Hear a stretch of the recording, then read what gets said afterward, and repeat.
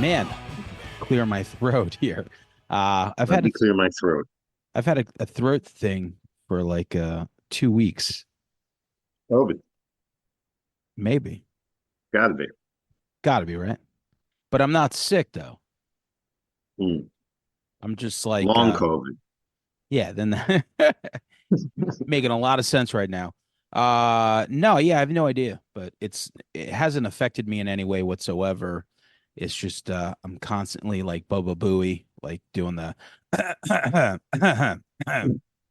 You playing a lot of shows, singing, straining no, on the voice. Nah, no, I mean, how much could we possibly play?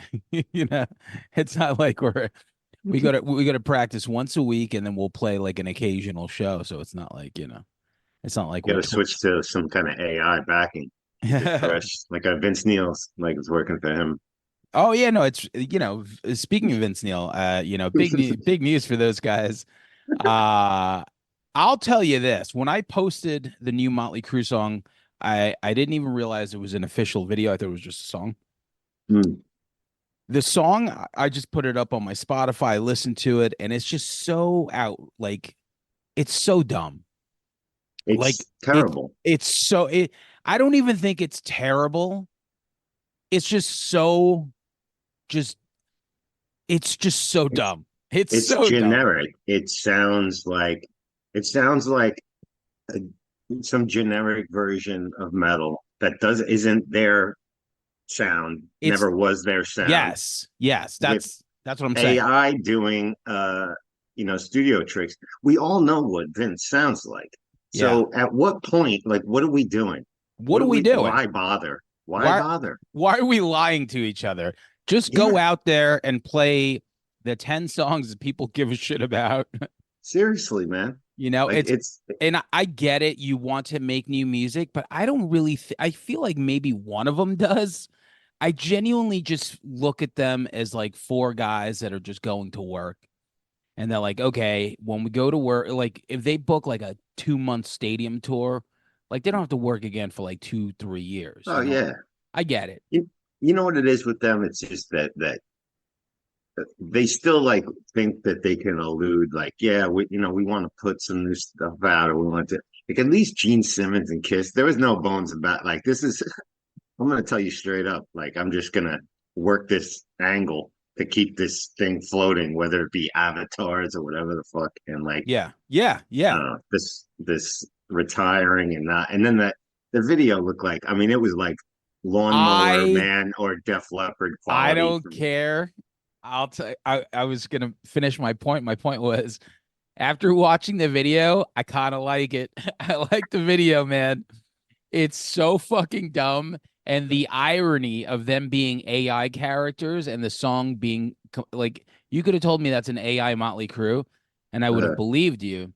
Because the song just sounds so. There's no way. I can't even imagine that they were on the same planet recording that thing. They're just like, no. Vince, That's the just Bob Rock, you know, puzzle thing he put together, you know? it's like when I got the Smut Peddlers, High and Mighty and Cage CD, and in it they had a Beetlejuice on something called Pimpology, Yeah. and it was like a 50-second like track or something, and I was like, oh, that's funny because they got him to say a bunch of dumb shit, and when it comes with the DVD and it shows you what it took to get him to say what they Oh, needed him to say, and it was like just unbelievable.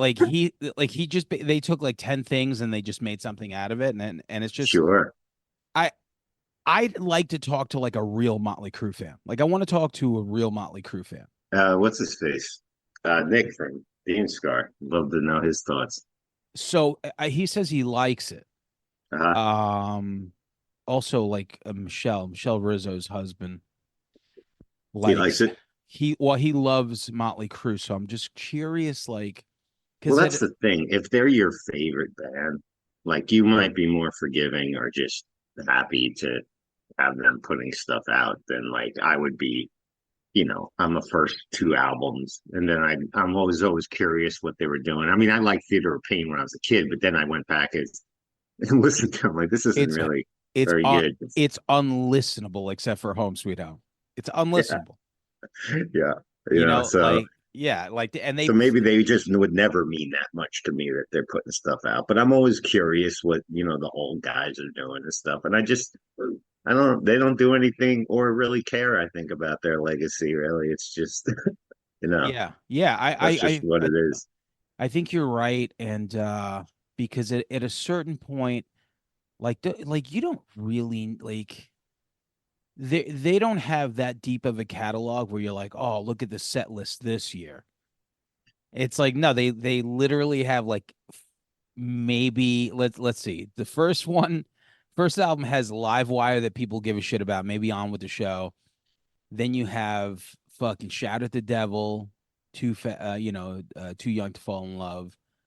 Then you have Home Sweet Home, and we Well, have they're not a band. The fall off Smoking in the between the Boys Room. single and the big hit versus the quote unquote deep cuts with them is so drastically like there's never like, oh, I saw them and they played, Save Our Souls or something. They're never gonna do that shit. You know what I mean? They're never That's what I'm gonna saying. Yeah, like at a certain come point, you're out. just like, like I said, we're not the fan base, so we could pontificate all we want. So it's just we would need like a Nick on there, Of you course. know. I think if they really gave a fuck about what their fans wanted, like real core fans, because I've always heard, and I wasn't into them when they put out that record with Karabi, but as an Yeah. adult, I've Uh, listened to it. I'm like, this is a fantastic album. but This it might be doesn't their sound like best. Motley. But it doesn't sound like Right. Motley Crue.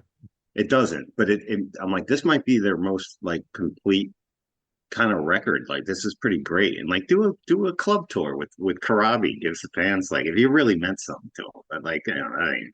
So That would be an whatever. interesting thing to do for sure. But even like now, Mick Mars, like he's like, I don't think he could do much of anything. Those guys just like it's still enough to be Nikki Six for Motley Crue and do whatever you want. Sure. Like And, he's and still Mick Mars sounds like it. That record sounds like overproduced. Doesn't necessarily sound like him either. You know what I mean? Like yeah. his new shit. I don't know. Maybe it's just not my It's just not, thing yeah. anymore. But Yeah. yeah, and listen, the video's cool. This song is not so much. I'm Can gonna you imagine if they shot the regular like Vince? Like, what would you do with the way he looks and stuff? Like, they were going to shoot a video and they're actually in it. Like, what do you do to make him look like a human being? You can't. There's nothing you could do, Like that guy got so much fucking like pussy on the front end of his like life that it's just like it's the ultimate payback. It's like, you know what? Your life was too good Mm. for like most of your life. Now for the last 10 years, you're gonna be a fucking walking joke. And it all started with that goddamn makeover when he got plastic surgery and that soccer mom hairdo. And I was just like, oh, You remember that shit? this shit is like an act. Like, Gigi Allen would really do what he said, like there's certain people that are really about that life. I'm like, oh, this guy just, and then when I found out he didn't even write lyrics, he didn't do anything. He was just like the guy that you're like, all right, you're blonde, just sing somewhat, I guess. And he's like, Yeah. yeah, cool. Give Well, me the mic.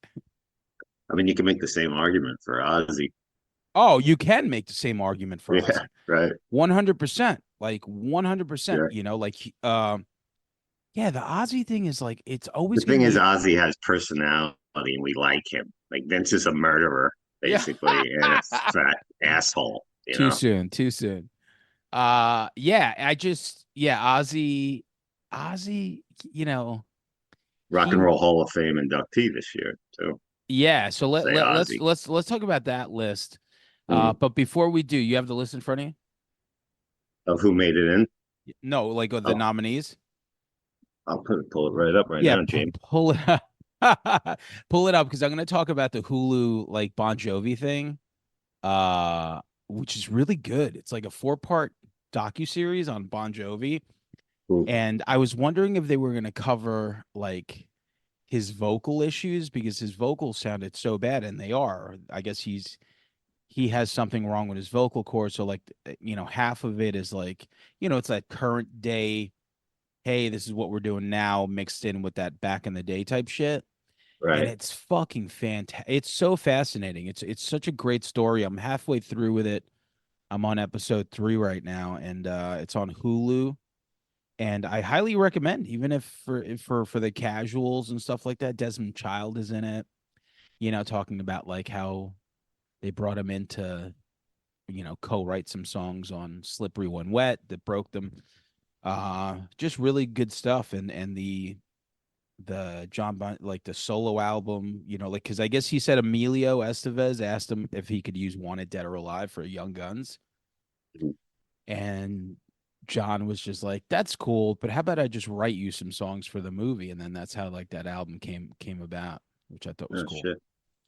And then there's a clip of like Richie Sambora on the Arsenio Hall show.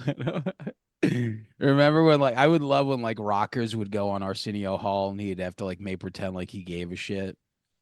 He did. It would be like, I all know. right, cool. Like Steelheart is our musical guest or something. Yeah.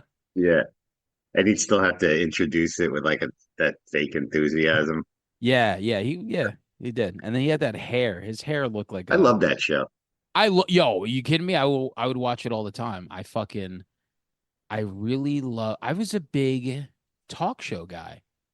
The Mm, late night stuff, because there wasn't like at night, like as a kid, you would put it on, when you're 9, 10, 11. yeah, It started with Johnny Carson, but I was like kind of not too into that.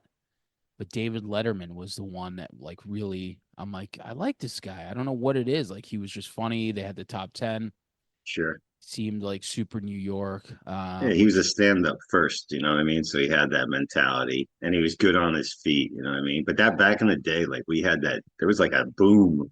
That's when you had the Chevy Chase show and the Dennis Miller show. Everybody was getting one back in the day, you know? And what Magic Arsenio Johnson. was on Channel 9, yeah, Magic Johnson, that was a disaster. Yeah.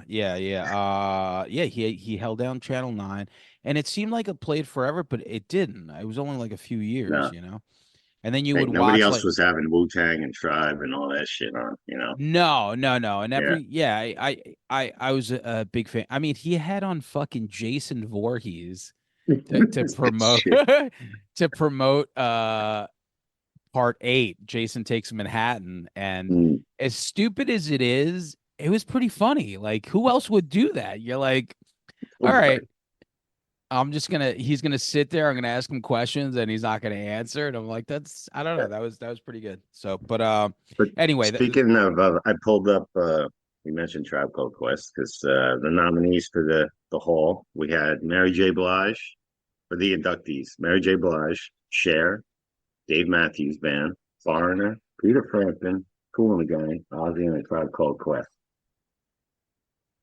uh I mean, at this point, it's so fucking stupid. Like, Of course, like it's just so fucking dumb. Like at a certain point, every band that ever